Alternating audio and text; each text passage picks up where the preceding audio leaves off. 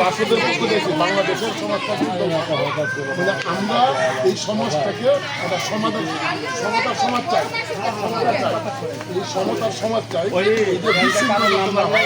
মানে আমরা একটা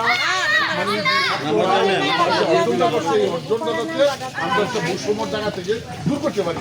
সেই জায়গা যাওয়ার জন্য কিন্তু আপনাদের কাছে আমাদের আশা, মানে আপনাদের উপর কোনো সমস্যা হলে সঙ্গে থেকে আমরা সংখ্যালঘুদের উপরে বিভিন্নভাবে এই সমস্যা সৃষ্টি করতে হয়। আমরা মুসলমান এবং হিন্দু আমরা সবাই কিন্তু ভাই ভাই, আমাদের রক্ত কিন্তু একই, সবাই ভালো থাকতে পারি। সেই জন্য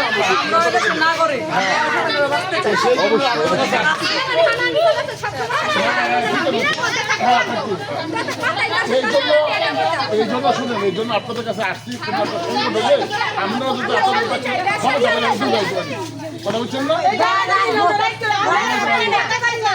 আপনার দায়িত্ব লক্ষ্মী আন্দোলন